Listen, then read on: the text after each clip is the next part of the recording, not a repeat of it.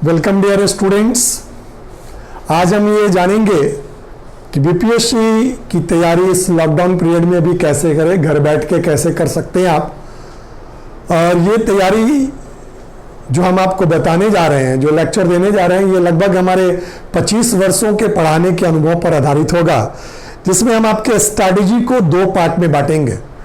हम पहले आपको ब्रीफ कर दे रहे हैं, फिर बोर्ड वर्क करके हम आपको बताते चलेंगे। हम 2 पार्ट में जो बांटने वाले हैं वो क्या है जानिए।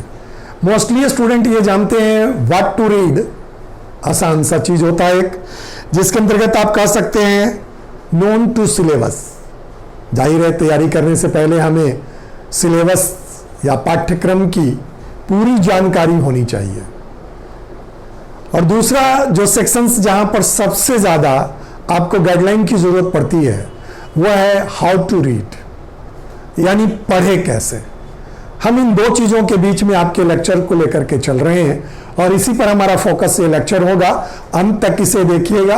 वीडियो अगर बेहतर लगे तो इसे लाइक करेंगे और चैनल को सब्सक्राइब कर देंगे।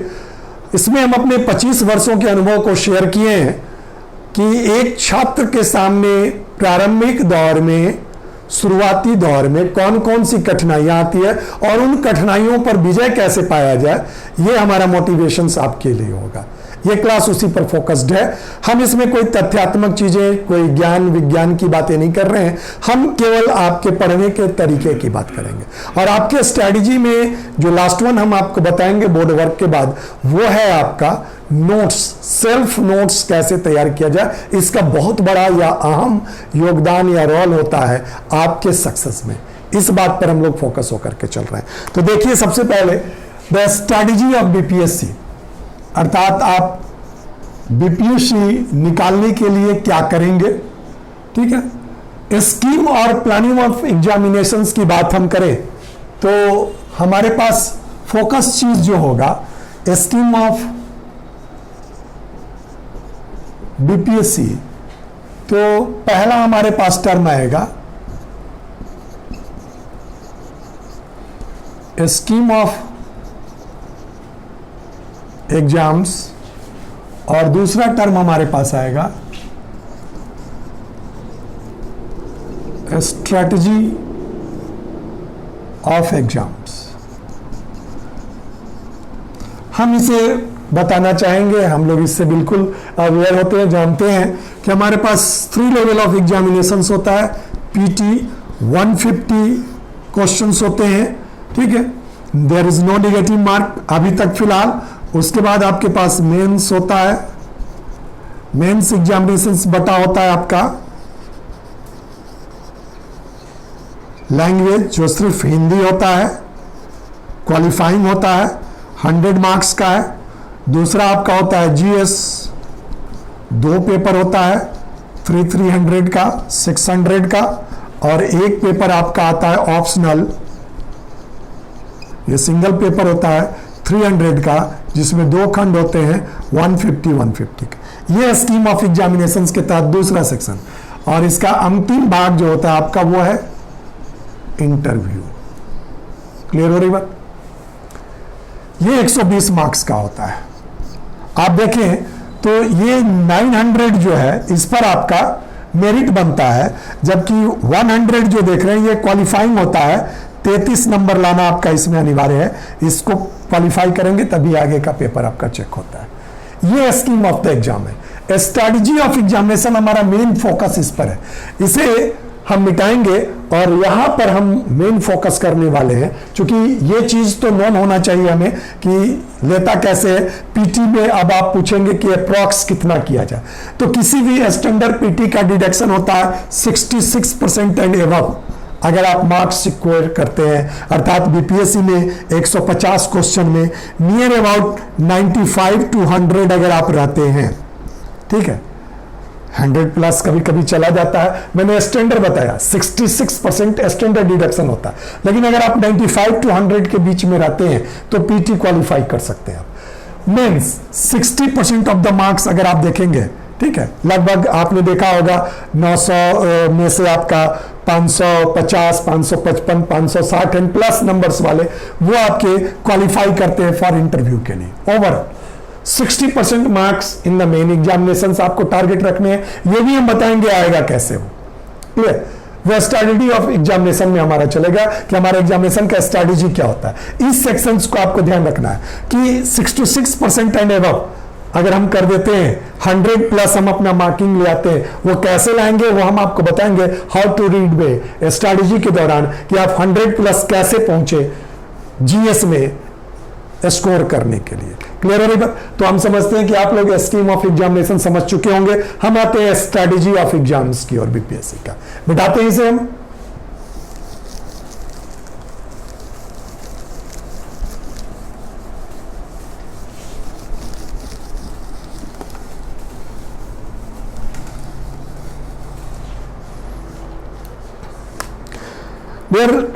हमारे पास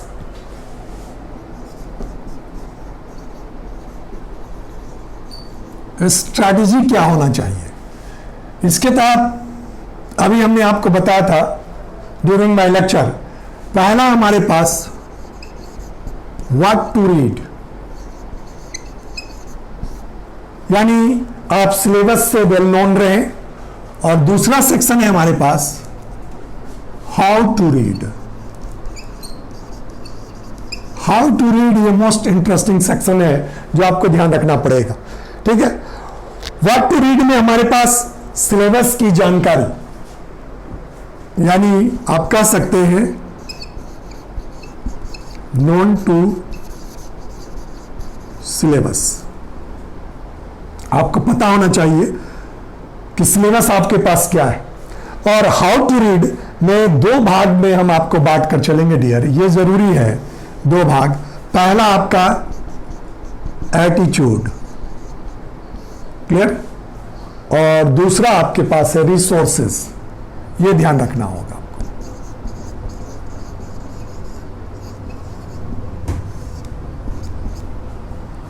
एटीट्यूड क्या होना चाहिए, ये बहुत जरूरी चीज है डियर, क्योंकि ये ध्यान रखेंगे कुछ भी नया बीपीएससी नहीं पूछता, कुछ भी ऐसा नहीं पूछता जो आप नहीं पढ़ चुके हो, वेल नोन आप ना रहे हो।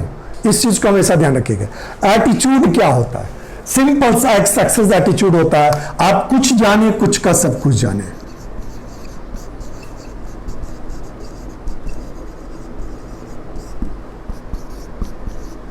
इसी एटीट्यूड से आपको चलना होगा। बस ये जान ले मेहनत कितनी करनी है। ठीक है? शुरुआत आप 4 आवर्स से स्टार्ट करें, 4 घंटे का एटीट्यूड रख के पढ़ने का, और धीरे धीरे ये बढ़ जाएगा। एकदम से आप अगर 12 घंटा, 13 घंटा, 15 घंटा लेबर करेंगे तो आप डाउनवर्ड जाएंगे, अपवर्ड नहीं जाएंगे। और किसी भी सक्सेस के लिए जो सोपानाकार होता है, सीढ़ीनुमा, जो स्टेप लाइक होता है, तो नीचे से ऊपर उठना बहुत जरूरी है। एकदम से ऊपर उठ गए हैं तो आप नीचे जाएंगे। तो पहला कोशिश आपको यह है कि माथा नहीं खपाना है, कितना पढ़ना है। डियर 4 घंटा तो हम निकाल ही सकते हैं, ये 4 घंटा बहुत आसानी से हमारे जिंदगी में निकल जाएगा। और ये 4 घंटा जब आप प्रारंभिक रूप से शुरू करेंगे तो ये चीज जान लीजिए कि धीरे धीरे आपका स्टेप बाय स्टेप आवर्स बढ़ने शुरू हो जाएंगे। आप कोशिश कीजिए 4 घंटे से। डियर कितने साल लगेंगे? 1 साल तो कम से कम चाहिए डियर। 1 साल से कम अगर आप सोचते हो कि 1 साल से कम के तैयारी में हम बीपीएससी या कमीशन लेवल को क्रैक कर लें, तो ये संभव नहीं है। फिर कोई गलत कहता है 3 महीना 6 महीना, कुछ लोग बाई बॉर्न लकी होते हैं, कुछ लोग बहुत एक्स्ट्रा ऑर्डिनरी होते हैं। चूंकि एक हमेशा ध्यान रखिएगा, कंपटीशन एक्स्ट्रा ऑर्डिनरियों के बीच नहीं होता, कंपटीशन एवरेज लोगों के बीच में होता है। जो एक्स्ट्रा ऑर्डिनरी होते हैं वो कंपटीशन में जहां उतरेंगे वहां पास करेंगे, उनको कंपीट नहीं कर सकते आप कंपीट करेंगे एवरेज का। एवरेज की थिंकिंग क्या होती है? बिलो थिंकिंग होती है। उनके पास एक ही चीज होता है, शुरुआत सीधे ऊपर से करते नीचे डाउनफॉल होते हैं। आपको क्या करना है? नीचे से शुरू करके ऊपर जाना है। डेयर आपको 4 घंटे से प्रारंभ करके लगभग 12 घंटे प्लस तक आपको लेकर के जाना है, ध्यान रखिएगा। बट शुरुआत इस 4 घंटे को ईमानदारी से करना है। ये नहीं कि आज सैटरडे है, ये नहीं कि आज संडे है। आप जितना देर पढ़े ईमानदारी से पढ़े, और जो भी पढ़े सिंपली याद रखेंगे उसका आप कम से कम 60 to 70% भाग जो है वो राइटिंग में आपके पास होना चाहिए। लिखिए जरूर, इस चीज को बहुत जरूरी है समझना या जानना। इस एटीट्यूड के साथ अगर आप एडॉप्ट, ज्यादा कुछ हम आपके सामने नहीं बोलेंगे, बहुत सारे मोटिवेशनल थिंग्स होते हैं, हमारा सिर्फ एक ही वाक्य है कि आप कुछ ही जानिए, उसी कुछ का सब कुछ जानने की ओर प्रयास करें। कोई एक टॉपिक आपने उठाया, हमारे साथ सबसे बड़ा प्रॉब्लम क्या होता है, हम तैयारी अलग अलग होकर के करते हैं, पहले पीटी निकाल लेंगे, फिर मेंस की सोचेंगे। नहीं डियर, आप कुछ जानेंगे, उसी कुछ से सब कुछ जानने की कोशिश करेंगे उस टॉपिक पर। कैसे, मैं आपको बताता हूं। किसी भी चीज में आप अगर अपने क्वेश्चन से स्टैंडर्ड को देखें, सिर्फ एटीट्यूड में मैं आ रहा हूं, अभी रिसोर्सेज की चर्चा में बात करूंगा। आप क्वेश्चन से एनालिसिस कभी करें तो आपको जानकर आश्चर्य होगा कि 60% ऑफ द क्वेश्चंस होते हैं वो बेसिक्स होते हैं, और यही बेसिक क्वेश्चंस आप बेहतर करने के बाद आप कभी कभी ओवर कॉन्फिडेंस का शिकार हो जाते हो कि हमसे तो हो जाएगा, लेकिन डियर होता क्या है कि अंततः छटते चले जाते हो, पूर्ण सफलता नहीं मिल पाती। बेसिक क्वेश्चंस क्या होता है ये जानिए, ये आपके प्रैक्टिस और रिवीजन पर निर्भर करता है। ठीक है, प्रैक्टिस और रिवीजन से आपका बेसिक क्वेश्चंस बनता है। परिभाषा क्या है बेसिक क्वेश्चंस का डियर? तो आपके मेमोरी में वो क्वेश्चंस है, उसे आपको रिकॉल करना होता है। जैसे भारत के प्रथम प्रधानमंत्री कौन थे, हर कोई जानता है, जवाहरलाल नेहरू। ये बेसिक्स है कि रिकॉलिंग किया जाए आपके। उसके बाद बेसिक क्वेश्चंस के बाद जो नेक्स्ट वन आपके पास आता है उसको हम लोग बोलते हैं टफ क्वेश्चन। टफ क्वेश्चन का परिभाषा क्या है डियर? ये एफर्ट्स से हासिल होता है, ध्यान रखेंगे। एफर्ट्स कैसे किया जाए? Practice, revision plus thinking. Practice plus revision plus thinking. उसी क्वेश्चन को मैं लेकर के चलता हूं, भारत के प्रथम प्रधानमंत्री कौन थे? यह प्रैक्टिस की चीज है, जवाहरलाल नेहरू। आपने प्रैक्टिस किया, रिवीजन किया बार बार। थिंकिंग क्या है? प्रधानमंत्री, अ टॉपिक निकला कहां से? पॉलिटिकल सिस्टम से। क्या प्रधानमंत्री से संबंधित और भी बातें हैं? वो आपके नोट्स में होने चाहिए। ऑफ कोर्स, प्रथम महिला, प्रथम कार्यवाहक, प्रथम गैर कांग्रेसी, प्रथम विशुद्ध गैर कांग्रेसी, कई क्वेश्चन ऐसे बनते हैं। क्लियर? तो प्रथम महिला श्रीमती इंदिरा गांधी, प्रथम कार्यवाहक गुलजारी लाल नंदा। क्लियर हो रही बात? दूसरा आपके पास प्रथम गैर कांग्रेसी मोरारजी भाई देसाई, प्रथम विशुद्ध गैर कांग्रेसी अटल बिहारी वाजपेयी। ऐसे क्वेश्चंस आपके पास थिंकिंग से आते हैं। थिंकिंग क्वेश्चन आपके कंसेप्ट को लेकर के चलता है, this based on the concept. The basic questions ये आपके पास किस पर है डियर? तो प्रैक्टिस और रिवीजन पर। टफ क्वेश्चन जो कंसेप्चुअल होता है वो आपके एफर्ट्स पर निर्भर है। एफर्ट्स कैसे लगता है? आपका प्रैक्टिस यानी बेसिक आपके साथ, उसमें आप अगर थिंकिंग करते हैं तो ये आपका एफर्ट्स होता है, और ये डिसाइसिव होता है डियर।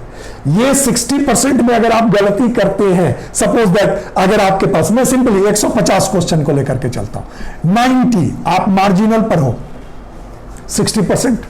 इस इजी क्वेश्चंस में से आप जितना गलती करोगे आपका सिलेक्शन उतना ही टफ हो जाएगा। जैसे सपोज दैट आपने क्वेश्चन वही उठाया कि गलती से आप जवाहरलाल नेहरू की जगह डॉक्टर राजेंद्र प्रसाद मार दिए, सपोज दैट, तो ये गलत क्वेश्चन पास करने वाले से गलती नहीं होगी। अब इस गलत क्वेश्चन को मेकअप करने के लिए आपको एक टफ क्वेश्चन को सही करना होगा। विशुद्ध लग गया था गैर कांग्रेसी अटल बिहारी वाजपेयी, और उस व्यक्ति से लीड लेने के लिए एक और टफ क्वेश्चन को सही करना पड़ेगा।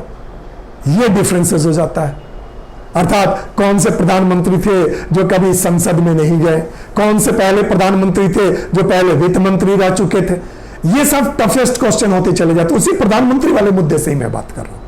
हालांकि हम लोग जानते हैं कि ये आसान है, लेकिन कैटेगरी ऑफ क्वेश्चंस की बात मैं आपसे कर रहा हूं।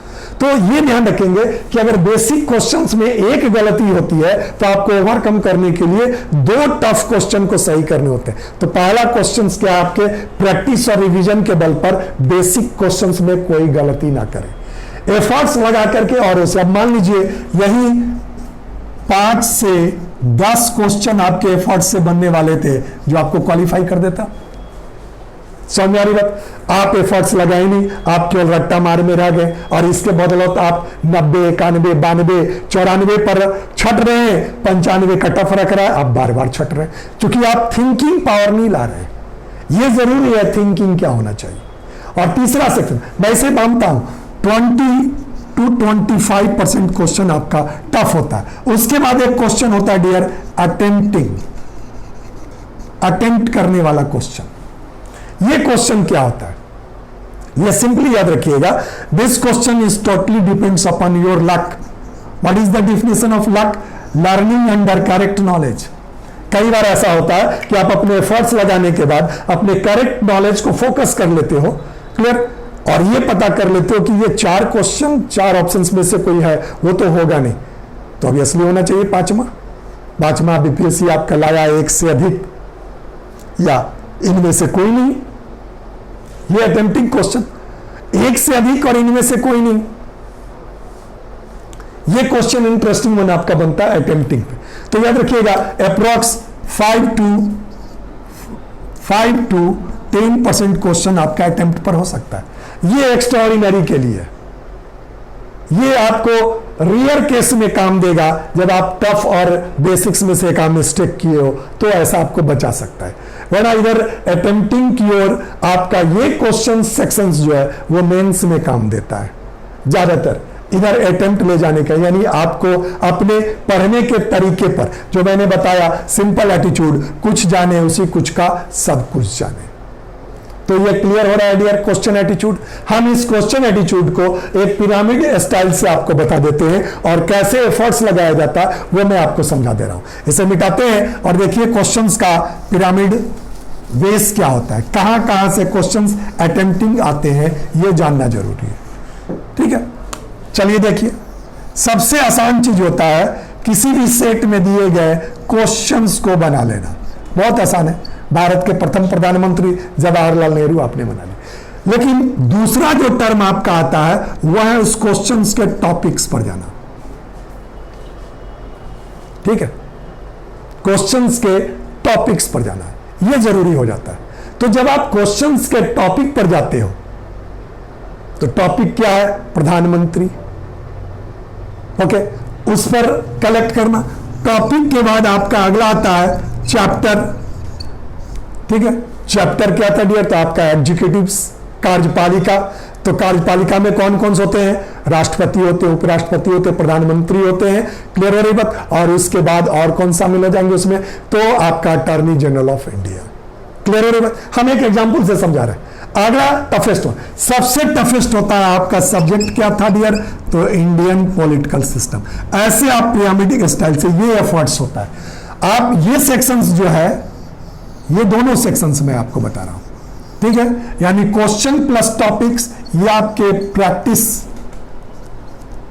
प्लस रिवीजन पर बेस्ड है, यानी ये आपका बेसिक हो गया डियर। ये लगभग सबका अच्छा होता है।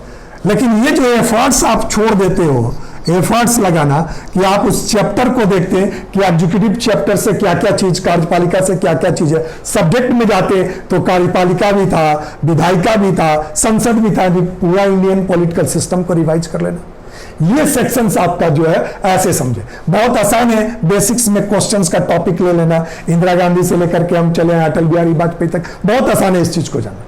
लेकिन उससे कहीं टफ है आपको उस चैप्टर पर कमांड करना, और उससे ज्यादा टफ है आपका डियर सब्जेक्ट पर कमांड। ये तभी संभव है जब आप क्या लगाते हो? अपना एफर्ट्स। एफर्ट्स के बाद मैंने क्या किया? पढ़ने के बाद सोचिए कि इसके क्वेश्चंस के सोर्सेस क्या हैं, ये जानना बहुत जरूरी हो जाता है। क्लियर हो रही है? अब हम आपके सामने सिंपली आते हैं, रिसोर्सेज क्या है आपके पास। ठीक है, रिसोर्सेज कैसे और किस रूप में आते हैं, ये हम आपके स्ट्रैटेजी के नेक्स्ट सेक्शंस में आपको लेकर के चलते हैं। तो हम समझते हैं कि आप व्हाट टू रीड में आपके पास क्लियर हो गया था, नॉन टू सिलेबस। रिसोर्सेज कहां से क्या पढ़े, कितना पढ़े, ये जानना जरूरी है। हम इसे मिटाते हैं।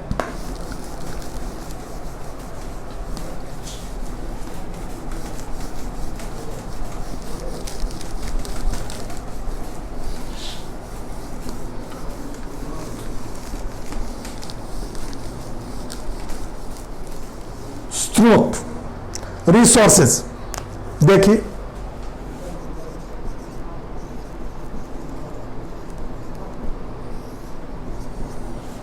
हमारे पास जो भी रिसोर्सेज होंगे वो एक सेक्शंस पर सबसे ज्यादा ध्यान देना पड़ेगा आपको, और वो सेक्शंस है आपके मीडिया। ठीक है, आजकल ये ज़्यादा सेक्शंस में है, और 2 पार्ट इसका, प्रिंट मीडिया और इलेक्ट्रॉनिक्स मीडिया। प्रिंट मीडिया में आपके पास पेपर आ गया। पेपर से क्या कलेक्ट करेंगे? करंट अफेयर्स, ठीक है, और इसमें कुछ टिपिकल टर्म्स होंगे, टॉपिक्स होंगे, ये कलेक्ट करेंगे। कहां से? तो जनसत्ता हिंदी दैनिक है ये आपके पास होना चाहिए, और इसका एडिटोरियल, ठीक है, संपादकीय, ये जरूरी है जान लेना। उस सेक्शन में देखेंगे तो बहुत से आपके वरिंग टॉपिक्स टिपिकल पर टर्म और कलेक्टिव आपके पास होना चाहिए। क्लियर हो रही बात? अब आपके पास आता है मैगजीन।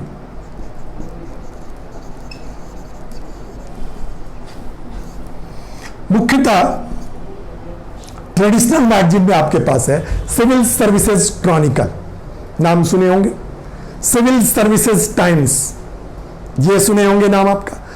इसके अलावा दृष्टि वगैरह का आता है जो करंट अफेयर्स पर बेस्ड होते हैं। ये कुछ मैगजीन है, बट मैगजीन से करें क्या? आप मैगजीन से पेज वाइज कलेक्शन करें, और ये लिखे राइटिंग में, पढ़ना नहीं है।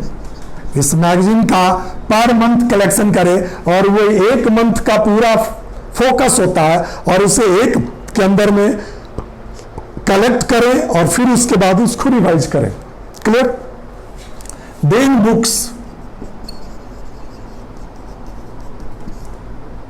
पहला तो सिंपली एनसीईआरटी इस सेक्शन में जाएं, और क्लास 6 से 10th तक रिवाइज कर लें।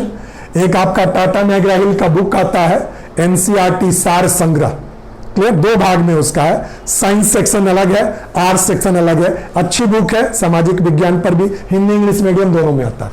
ये आपका रिवीजन बुक्स होना चाहिए। क्लियर हो रही बात? Revision books. इसके बाद आप कोशिश कीजिए कोई भी सामान्य ज्ञान का मैगजीन पेपर्स वो आप में है, खास करके प्रतियोगिता दर्पण का नाम सुने होंगे। प्रतियोगिता दर्पण का अतिरिक्त अंक आता है, इसे आप खरीद करके रीड कर सकते हैं। ओके, और टॉपिक वाइज बुक्स में मैगजीन में यहां पर ध्यान रखेंगे जो मेंस पॉइंट ऑफ व्यू से है, योजना और कुरुक्षेत्र, ये आपका इंपॉर्टेंट मैगजीन के अंतर्गत आता है। इसके अलावा जो आपके पास अतिरिक्तांक, ये सेक्शंस आपके बुक्स सेक्शंस में आते हैं। इस अतिरिक्तांक से आप सेक्शंस वाइज सेक्शन अलग कर सकते हैं। बट डियर जो ऑप्शनल होते हैं, वो ऑप्शनल में ध्यान रखेंगे जो भी रिव्यूड बुक होते हैं, बेस तो आपका सबका एनसीईआरटी ही होता है, बेसिक्स बुक्स ऑप्शनल में अलग अलग सेक्शन से आते हैं। जो अप टू आप ध्यान रखेंगे ऑनर्स लेवल से ऊपर तक का होना चाहिए, और उसमें हम आपको बताएंगे कि आपका राइटिंग प्रैक्टिस क्या होता है, स्टडीज क्या होता है, स्ट्रैटेजी रिसोर्स हुआ, हम आपके अध्ययन की ओर आते हैं, जो लास्ट सेगमेंट हमारा है। स्ट्रैटेजीज क्या होता है, देखिए ध्यान से। ओके, तो स्टडीज आपके पास क्या होता है, उस चीज को ध्यान रखिए।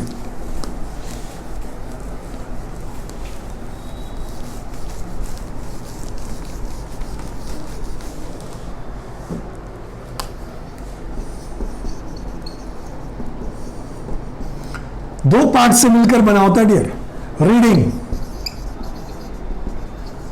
एक section, and then writing second section. किसी भी चैप्टर को, पैराग्राफ को कम से कम 3 टाइम्स रीड कीजिए। कैसे जानिए? फर्स्ट टाइम जो है वो प्रॉपर रीडिंग डालिए, जिसको कहते हैं धीरे धीरे पढ़ना।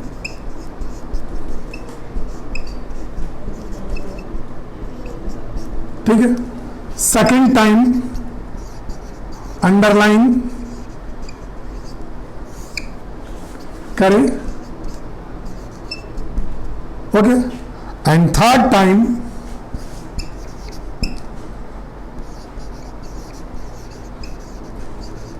अंडरलाइन फैक्ट्स को हाईलाइट करें। राइटिंग क्या होता है? जो भी आप ये 3 टाइम पढ़े हैं उसमें से शॉर्ट फॉर्म में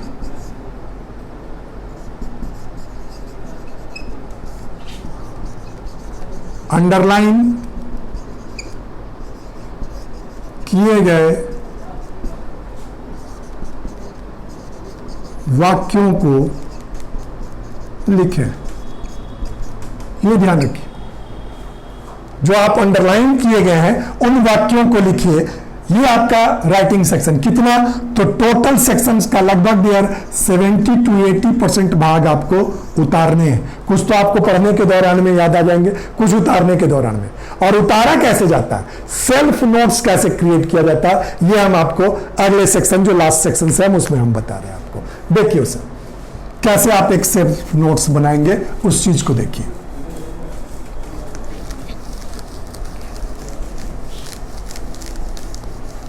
सेल्फ नोट्स कैसे बनता है? मान लीजिए ये A4 साइज पेपर है, लेट अस अज्यूम दैट इसके दोनों तरफ 8 भाग में जो आप बांटते हैं ना, एक तह आपने किया, दूसरा तह और तीसरा तह जब आप लगा देते हैं ना, तो ये सेक्शन ऐसे बढ़ जाता है। उसी लेंथ का ऊपर छोड़ेंगे जगह, उसी लेंथ का आप नीचे छोड़ेंगे जगह, बीच में ही आपके पास टॉपिक इंडेक्स होगा। ये तथ्य जो है वो सिंपली याद रखिएगा, जो भी की फैक्टर है उसको आप यहां पर लिखेंगे। की फैक्टर में क्या होगा, टेक्निकल टर्म, ठीक है, जिसको डेफिनेटिव कहते हैं। आप कह सकते हो शब्दावली, ठीक है, शब्दावली उसको लिखिए। जैसे आपके पास एक डेफिनेटिव टर्म क्या था, विशुद्ध गैर कांग्रेसी प्रधानमंत्री। तो शब्दावली जब आप लिख रहे हैं तो उसको आप डिफाइन कीजिए। मैं लिख दूंगा सारा चीज में, ठीक है। जैसे आपके पास टॉपिक है प्रधानमंत्री, ठीक है, ये सेक्शंस डेट्स को लीजिए। आपके पास डेट्स लेफ्ट साइड में रहेंगे तो वो ध्यान आना जरूरी हो जाएगा, ठीक है। वो हम आपके साथ चलते चल रहे हैं।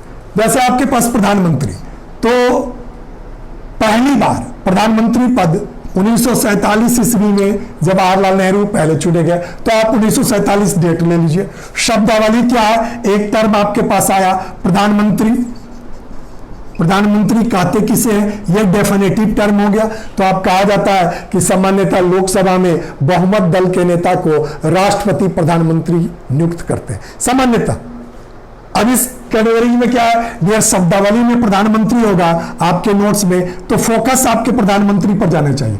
जिस वक्त आप नोट्स बना रहे होते, जैसे आपने लिया एक टर्म, जब आप टॉपिक पीएम, तो आप लिख देते हैं सिर्फ ऐसे शॉर्टेस्ट कीजिए प्रथम, तो जेल नेहरू। जितने कम शब्दों में लिखेंगे रिवीजन में उतना आसान होगा। और आप प्रथम लिखे, प्रथम महिला की बात करें, ठीक है, तो मिसेस इंदिरा गांधी सुने होंगे, ठीक। प्रथम कार्यवाहक की बात करें, ऐसे टॉपिक लेकर के चले तो गुलजारी लाल नंदा। प्रथम गैर कांग्रेसी की बात करें, कुछ नहीं, कांग्रेसी की बात करें, प्रथम गैर कांग्रेसी मोरारजी भाई देसाई। प्रथम विशुद्ध गैर कांग्रेसी, विशुद्ध गैर कांग्रेसी। अब यहां देखिए आपके पास एक शब्दावली आ गया, कौन सा, विशुद्ध गैर कांग्रेसी। अटल बिहारी वाजपेयी सर, आप इस शब्दावली को यहां उतारिए और आपको फोकस करना होगा कि विशुद्ध गैर कांग्रेसी का क्या मतलब है। ये आपके लिए हम शब्दावली शब्द इस्तेमाल कर रहे हैं कि ये शब्दावली अगर आप लिखे रहेंगे तो आपको फोकस जाएगा। विशुद्ध गैर कांग्रेसी, जैसे मोरारजी भाई देसाई पहले कांग्रेस में थे, इस्तीफा देकर के नया पार्टी बनाया जनता पार्टी। चौधरी चरण सिंह ये भी पहले कांग्रेस में थे, क्लियर हो रही बात। अब चौधरी चरण सिंह के बाद आइए तो बीपीसी नहीं, ये भी पहले कांग्रेस में थे। चंद्रशेखर, ये भी पहले कांग्रेस में थे। देन उसके बाद एचडी देवगौड़ा, ये भी पहले कांग्रेस में थे। फिर आप आइए आईके गुजराल, ये भी पहले कांग्रेस में थे। लेकिन अटल बिहारी वाजपेयी कभी भी कांग्रेस पार्टी में नहीं रहे, शुरू से जनसंघी रहे, भाजपा के संस्थापक सदस्यों में से एक रहे और वो प्रधानमंत्री बने। तो ये शब्द अर्थ हुआ विशुद्ध गैर कांग्रेसी। क्लियर। तो ये होता है सेल्फ नोट्स बनाने का तरीका डियर, और इसी सेल्फ नोट्स को डेवलप करना पड़ता है की फैक्टर्स। जब आपको एक प्रधानमंत्री पर नोट्स लिखने के लिए आ जाए तो ये सब चीजें आपके दिमाग में घूमेगा, और इसके साथ साथ जोड़ते रहिए, उसके साथ आर्टिकल जोड़िए, टेक्निकल टर्मों को जोड़िए, और आप बहुत आसानी से मेंस भी लिख पाएंगे। इसी पीटी से डेवलप करने की कोशिश कीजिए। और डेली डियर कम से कम 4 घंटा तो मैंने बोला पढ़ने के लिए, अब मैं धीरे धीरे मैं आपको बढ़ा रहा हूं 12 घंटा पर कैसे पहुंचेंगे। ठीक है, तो 3 घंटा आपको डेली राइटिंग प्रैक्टिस चाहिए। क्या लिखें, आप जो पढ़ रहे हैं उसको पूरा लिख डालिए। शुरुआत में आपके पास अगर कोई चीज ना मिले तो पेपर मिले, पेपर लिख डालिए। 3 घंटा कोशिश कीजिए लगातार लिखने का। चूंकि डियर पीटी तो बाय लकली पास किया जा सकता है, कोई बड़ी बात नहीं है। एक जगह बी मरा गया, वही एक नंबर जो है मैटर कर गया, लेकिन मेंस बाय लकली पास नहीं किया जा सकता। उसके लिए सतत जरूरी है कि एक अलग टर्म निकाले। 4 घंटा पढ़ रहे हैं तो 3 घंटा हम लिखेंगे एकदम बिल्कुल सेट करके। कोशिश यही कीजिए। हम समझते हैं कि ये वीडियो आपके लिए यूजफुल होगा, हमें कमेंट्स वगैरह में बताएंगे। Thank you very much dear and best of luck. Thank you dear.